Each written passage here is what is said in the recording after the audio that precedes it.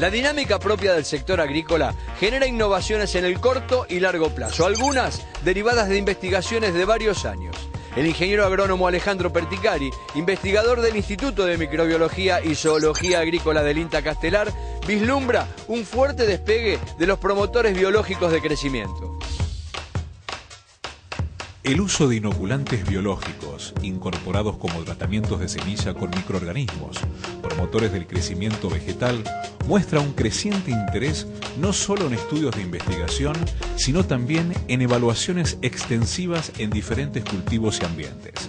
El ingeniero Alejandro Perticari realiza una revisión sobre los efectos de los principales microorganismos y evalúa su interacción con las prácticas agronómicas utilizadas bajo un criterio de agricultura sustentable. Estos últimos años nosotros estamos viendo que paulatinamente se va incrementando el registro de productos biológicos, sobre todo de la línea de inoculantes, que incluyen microorganismos, sobre todo bacterias, que son capaces de promover el crecimiento de distintos cultivos. Principalmente el que se destaca en la cantidad de registros es el género Azospirillum para trigo y maíz. Después hay algunos registros de bacterias del género Pseudomonas y también algunos más complejos, incluyendo Pseudomonas y Azospirillum, o algunos que incluyen Saccharomyces, Dersia y Mycorrhiza, y algunos nuevos registros con hongos del género Penicillium.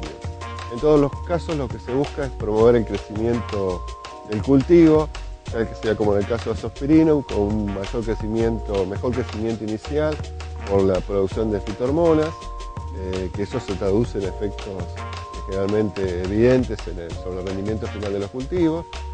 Lo mismo ocurre pero con otra acción, sobre todo en el género Pseudomonas, con la capacidad de solubilizar fósforo, que podría ser interesante como complemento sin descartar a la fertilización química. Y después, bueno, los otros productos también con efectos interesantes. Si bien no contamos con datos precisos, y en realidad nosotros estamos evaluando desde el punto de vista más de una investigación más básica sobre estos productos, estábamos tratando de corroborar si el efecto realmente es evidente sobre los cultivos, vemos que hay un interés creciente en los productores en usar tecnologías que le aporten o que ayuden, colaboren biológicamente al mejor crecimiento de los cultivos y acompañando, por supuesto, las buenas prácticas de manejo o las recomendables según el lote. Si apuntamos a un alto rendimiento, sobre todo en maíz, la fertilización muchas veces no se puede obviar y con esto no se pretende reemplazar la fertilización. Lo que se pretende es mejorar la eficiencia productiva de todo el sistema. Nosotros tenemos acá cercanos los lotes del campo experimental del instituto, acá en INTA Castelar, y normalmente todos los años hacemos ensayos de distintos cultivos, y bueno, unos cultivos que se evalúa es maíz, y vemos que con los distintos promotores hay efectos tangibles, sobre todo en los lotes de Castelar, y es lo que podemos afirmar con mayor tranquilidad. No conocemos todo el sistema, pero en general vemos que hay respuesta con la mayoría de estos microorganismos que acabo de mencionar, que van desde 500 a 1000 kilos según el año, realmente entre 5 a 10%. Y lo que también se vio, no solo en maíz para grano, sino que en maíz para silo también se mantiene el mismo tipo de respuesta en la producción de biomasa o de materia seca según cómo se va a medir. O sea que el efecto sobre el crecimiento, sobre todo del microorganismo que tenemos más información hasta antecedentes, es en Azospirillum. Todo eso se mantendría también en efectos similares en el caso de Pseudomonas.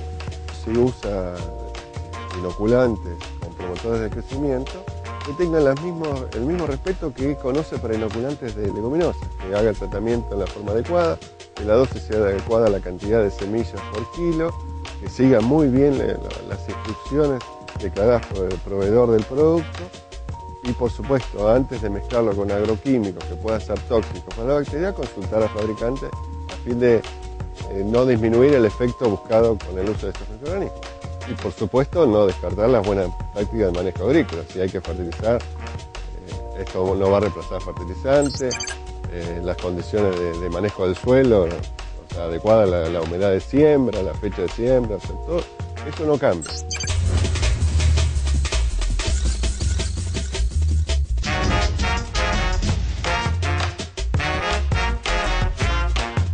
Seguimos en ABC Rural TV y continuamos en el Instituto de Microbiología y Zoología Agrícola y MISA del INTA Castelar. El ingeniero agrónomo Alejandro Perticari, coordinador del proyecto inocular, destacó y detalló factores, precauciones, puntos críticos y estrategias para obtener una mayor respuesta a la inoculación. Alejandro Perticari es ingeniero agrónomo del INTA Castelar y lleva adelante el programa Inocular. Perticari analiza los métodos para estimar la fijación biológica del nitrógeno. En el caso del cultivo de soja y anteriormente en el cultivo de alfalfa, tenemos proyectos nacionales dentro del INTA, donde la idea es cuantificar la fijación biológica de nitrógeno. Actualmente estamos participando en un proyecto que se coordina en INTA y FIBE, con la idea de evaluar la capacidad de fijación biológica de nitrógeno en soja en diferentes ambientes. Y el método que estamos utilizando es el método el cual incluye la medición de un isótopo estable presente en la atmósfera del nitrógeno, que es el nitrógeno 15, y a través de un equipamiento particular podemos discriminar, y una fórmula por supuesto especial, qué cantidad de nitrógeno proviene de la atmósfera, es decir, a través de fijación biológica, y qué porcentaje proviene desde lo que tomó la planta del suelo. Para eso se realizan experimentos en diferentes ambientes, incluye un testigo no fijador, y en la mayoría de los casos estamos utilizando maíz. Y bueno, esas muestras son evaluadas y tenemos referencias ya actualizadas año a año de una idea de lo que estaría fijando la soja en nuestras condiciones.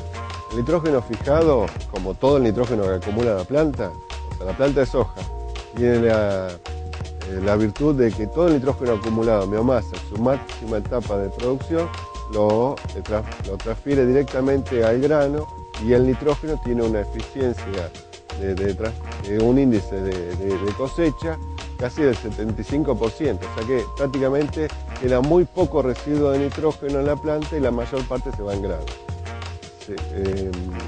Y en las etapas de fijación podemos decir que es lenta al principio, los niveles de fijación son bajos, pero a medida que el cultivo va creciendo y se va acercando a etapas reproductivas, crece de forma geométrica, y los momentos, según lo documentado a nivel internacional, de máxima fijación o máximo aporte de nitrógeno proveniente de la fijación estarían cercanos al llenado de grano. En esa etapa hay que tener mucho cuidado con el régimen hídrico. Si el régimen hídrico cae, podemos perder todo ese aporte acumulado porque no se va a lograr transferir. Alejandro Perticari describe cuál es la relación carbono-nitrógeno y cómo incide en esto la rotación para aumentar la fijación biológica de nitrógeno. Pues en ambientes ricos en nitrógeno, donde la relación carbono-nitrógeno es baja, la respuesta a la fijación es baja. En ambientes donde hay poco nitrógeno disponible, ya sea por lo que decía antes, por rotaciones o por condición natural, la relación carbono-nitrógeno tiende a ser más alta, y bueno, o hay rotaciones adecuadas, en eso los niveles de fijación son más altos. Y para decirlo de forma mucho más sencilla, en las zonas de ambientes del NOVA, donde los niveles de nitrógeno naturalmente son más bajos, los niveles de fijación que estamos encontrando son cercanos al 70%. En suelos del sur de Buenos Aires, donde hay ambientes con altos niveles de materia orgánica, los niveles de fijación estarían cercanos al 30%, 40% según lote. Si lo vamos a cultivos, si hay rotación, monocultivo de soja, los niveles de fijación son más bajos, y si hacemos rotaciones con maíz o sorgo, donde la relación carbono-nitrógeno es más alta, la fijación es más alta. Perticari, prestigioso investigador del INTA Castelar, describe cuál es el principal destino de este nitrógeno fijado y la importancia en cada etapa productiva. Desde el punto de vista de la inoculación, lo que tenemos de tener en cuenta es que lograr con la dosis aplicada y el producto que cumpla con la condición adecuada, tratar de que todas las semillas queden impregnadas con la cantidad mínima de bacterias que debe tener por semilla. Verificamos el año pasado que había semillas o lotes de bolsas de semillas que, cuando uno hacía el recuento de semillas por kilo, eran mucho más altas que la que normalmente está calculada para hacer las dosis de inoculación. Normalmente se calcula cerca de 6.000 semillas por kilo. Encontramos parte de lotes que tenían 9.000 semillas por kilo. En ese caso, al aplicar la dosis para 6.000, estamos subdosificando.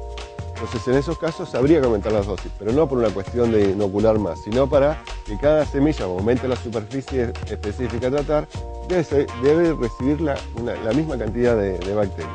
Si recibe menos, va a haber semillas que no están tratadas y por lo tanto existe la posibilidad de que nos formen nódulos con las cepas eficientes y más fijadoras. Esa es la primera condición. O sea que el tratamiento se tiene que ajustar de acuerdo a los niveles de semilla, se tiene que ajustar también, tener en cuenta la compatibilidad con agroquímicos, siempre seguir las recomendaciones del fabricante. Por supuesto que las condiciones de manejo del cultivo, esas no cambian. Si hay necesidad de fertilizar con fósforo, se debe respetar. Si hay necesidad de fertilizar con azufre, se debe respetar. La fecha de siembra con humedad óptima, las variedades adecuadas según el lote. Y, paralelo a esto, tratar de aprovechar la diversidad y la calidad de implementos que hay para hacer el tratamiento de semillas. Hoy por hoy se cuenta con implementos totalmente adecuados a hacer este proceso. Y podemos dosificar e inocular correctamente sin necesidad de hacer actividades manuales porque el implemento ofrece esa ventaja. Por supuesto, tratando de respetar que la semilla puede ser dañada por el implemento, que esté en condiciones.